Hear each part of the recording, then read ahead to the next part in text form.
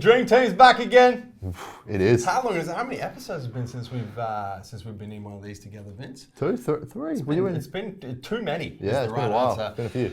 Episode 29, Clinical Dose. We got 5 of the best questions from YouTube and Instagram. Vince, yes. Let's dive straight in. So if HMB is a metabolite of leucine, why not just take leucine? From Devin Foley from YouTube. I believe this one is like a second part from yours and Caleb's episode. Yep. I think there was a question from Devin about HMB, so he's just following up on that. Yeah, absolutely. It's a great question, Devin.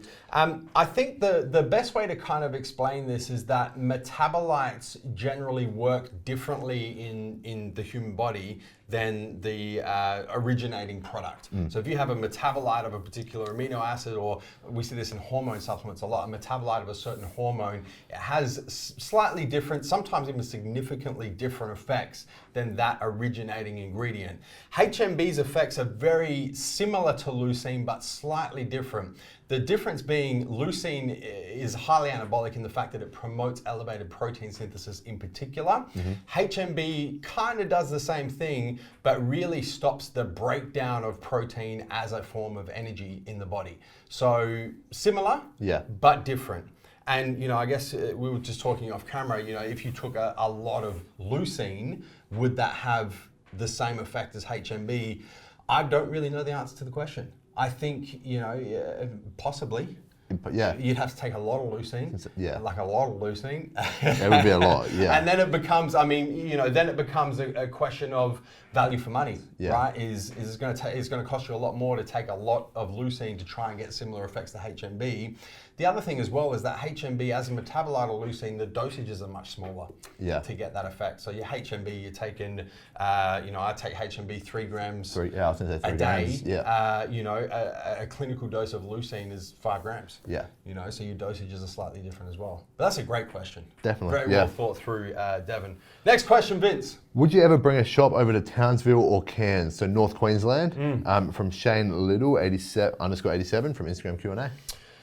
Never say never, Shane. Never say never. Our strategy with retail stores at this point in time, considering the fact that COVID-19 made us rethink the retail store strategy considerably, because who would think that the government would completely lock a whole country down? So we've had to rethink that, and I think the path that we're on at the moment is kind of going back to the main flagship stores in each of the big cities.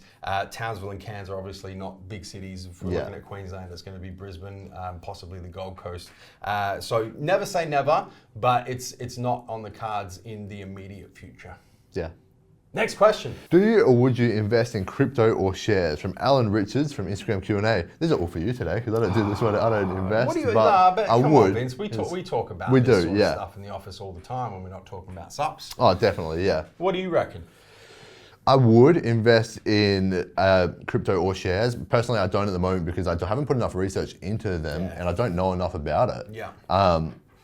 There's a lot of people promoting it at the moment, which, to be honest, seems like almost money-making kind of multi-level marketing strategies that they're putting out to get money from other people, and they're actually really just stealing their money, and the other person has no idea what they're doing. Yeah. But I think if you are going to invest, you need to have a good knowledge and investing in companies of that company, of the past and present kind of growth strategies and their kind of how they've outlined and their growth rate, really. It's a really good answer to quite an interesting question, Vince. I think it's funny at the moment, so many people are talking about crypto and the share markets because they're up, right? Share markets all over the world post that little dip that they took when the pandemic first rolled out in March and April 2020, the highest they've ever been, generally speaking. Crypto has gone fucking bananas at the moment. We are well and truly in growth markets at the moment, which is why now everyone's interested in it, right? Because, which is weird, because one of the golden rules when it comes to investing in anything is sell when the market's high, buy when the market's low. But human nature makes us do the opposite. We want to buy when the market's high, and then when the market shits the bed, we freak out and panic and sell. Back to the question, Alan. So do you or would you invest in crypto or shares? I personally do invest in shares. I have been investing in shares of companies since I was 18, I think was when I first started investing. I'm a very long-term investor when it comes to shares in companies. So I'll buy a company. I've got companies that I've held for over 15 years, probably coming up to 20 as a matter of fact. There you go. So I'll buy companies that I believe in and I'll just hold them. You know, so long as the fundamentals look good, so long as their profitability looks good, so long as their long-term vision looks good, I'll hold that company for decades.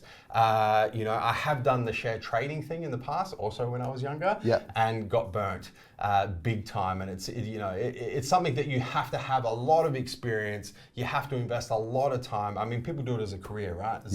Stockbrokers, share traders, that's what they do. Sit behind a computer all day looking at fluctuations. And to think that you can do that in your spare time is just completely naive and ignorant. When it comes to crypto is something that I have been watching for about 5 years now. Okay, there you go. I reckon I first started watching crypto, back when Bitcoin kind of started getting its first traction back in 2016, 2017. It really kind of came up and then kind of died off. And then Ethereum's kind of come out with Ethers, and you've had so many different crypto coins come out, and some of them have gone really well, and some of them have completely collapsed. And it's just something something that I find very interesting, because I think that probably not in our lifetime, but probably in our children's lifetimes, it's going to be the way that we pay for things is the blockchain technology, using currencies that are traded on the blockchain and decentralized. I mean, it's inevitable. It's going to come. It will. So no, I haven't invested in crypto. Would I invest in crypto? Yeah, I would. So far as which crypto I invest in, is to be seen. Something that I'm particularly interested in at the moment is one of the big crypto trading platforms is just about to list in the US. There you go. It's called Coinbase. So that actual company, which allows you to trade cryptocurrencies across the blockchain, and they provide that service, that company is about to list, I think it's on the NASDAQ. In the US. So that's something that is of particular interest to me, is actually investing in that company. There you go. But, time will tell. I think the one thing, Vince, just I know we spent a lot of time on this question, but it is very relevant at the moment, because there's so much of it going around on social media.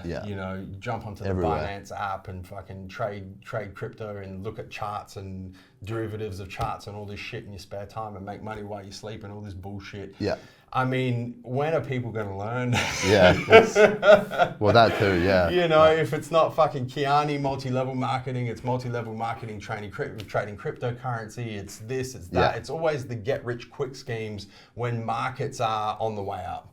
And we see it time and time again, and it lasts for 12 months, maybe 18 months. A lot of people get burnt with it because they get either too greedy or they just don't really know what they're doing. And you can, it's the old saying, right? When the tide goes out, you can see who's been swimming naked. And a lot of people are all good when the tide's in, and as soon as it goes out, everyone's standing there naked. So just be very careful if you're going to dive into any sort of investment. Next question, Vince. I know Anzac is one. Any other major philanthropic organisations MassiveJoes loves supporting? From AJ Lifting After 40 on Instagram Q&A. What a timely question. It is. AJ, Anzac Day coming up, and that fresh. I'm repping the 2021 Anzac Day tee here. Looking. This is my personal. This is the one and only right here. It is. That's the one. I mean, we've supported a bunch of charities in the past. We've done some work with Beyond Blue when it comes to particularly male mental health. We've done some work with the breast cancer. We did, Pink Ribbon. Is that what they're called? Something like I can't remember what they're called. It's just escaped me. That's not Daffodil Foundation or something like that? No, it's the major breast cancer. We did the pink t-shirts that year. We generally what we do, AJ, is we pick a couple of charities. One of them is always an Anzac related charity, because that's kind of our thing, is to do the Anzac Day tees. This is our 5th or 6th year doing them now. So we always do something for Anzac Day, and then we generally do something in September, October, November towards the end of the year. We'll pick a charity and work with them and do some fundraising as well. So there's usually 2 per year. There's a few, and then if things pop up, like was it last year, bushfires? I'm getting all confused and stuff like that. So like little things will pop up, and we'll try and see where we can kind of get the best and give to a charity that is actually what we think is doing the best in that kind of area. Yeah, So, absolutely. We're always trying to pay forward whatever we can and use our influence to do things that help the greater community as well. Yeah, definitely. Last question, Vince. Would you prefer 1,000 Instagram followers, 1,000 YouTube subs, or 1,000 website subs? From Gavin Larry 22 on Instagram Q&A. Gavin going deep on the biz question right is, there. yeah. Vince, your thoughts? For me, website subs. Yeah. 100%. Definitely. Yeah. I've taught you well. Yeah, well. The reason why, Gavin, is because these third-party apps at any moment can restrict your organic reach. Yeah. They can restrict your ability to communicate with your subscribers. I mean, the two that you've listed there, Instagram and YouTube, are classic examples of, you see our organic reach across those platforms. It's less than 1% now. You actually have to pay Instagram and YouTube to reach people who have already subscribed to your shit. Yeah. You see right here, this video is a great example. We have 120 something thousand subscribers on YouTube, and 1,200 people who are subscribers will see this video organically in their feed. Yeah. And if we want the other 119,000 people to see it, we've got to pay Google to show them the content that they have already subscribed to see. And then everything else, everything we do on YouTube as well, is also on our website. It is, yeah. A lot of our content in terms of photos, also on the website. Yeah. So, I mean, the goal of Instagram, the goal of YouTube is to bring people to your website. Yeah. So if you can have them directly sub to your website. Yeah. And it all comes back to ownership of intellectual property and ownership of content, right? So if you are publishing content on your own website, you own that content, and you also own the interaction with people who subscribe to that content. You have complete control over that, and you can use it however you want. If you are creating content for Instagram, you don't own that content anymore. No. Instagram owns that content, and Instagram also owns the interaction between that content and the people who subscribe to you on Instagram or follow you on Instagram. Same thing on YouTube. So always trying to bring your content back to your own ownership, bringing your customer database back to a point where you can interact with them at will organically is always going to be far, far more valuable than 1 million Instagram followers, 1 billion TikTok followers, 1 trillion YouTube subscribers, because you're giving up all the power to these third-party platforms who can do whatever they want, whenever they want, and we've seen it time and time again with every single social media platform. Yeah. Vince?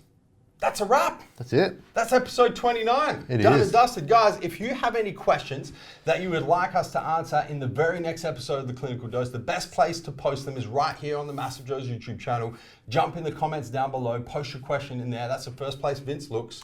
Alternatively, we pop question boxes up on the MassiveJoes Instagram, at MassiveJoes is the handle. I put on my personal Instagram, at Joseph Mencel is the handle. And if you're not already in the exclusive Team MassiveJoes Facebook group, you want to hop on Facebook, you want to type in Team MassiveJoes, and you want to request access, because that is also a place where we ask for clinical dose questions. And there's a whole bunch of other cool shit that goes on in there as well. Vince, anything else you'd like to add? That's it for this one. Before I tell the viewers to hit the subscribe button, subscribe to the MassiveJoes YouTube channel, guys. Don't forget to turn your post notifications on whatever device you're watching this video, so you don't miss a beat when it comes to all these new episodes of Clinical Dose and everything else we've got going on the channel. Until next time, where we coming to and from, Vince. MassiveJoes.com. Stay massive.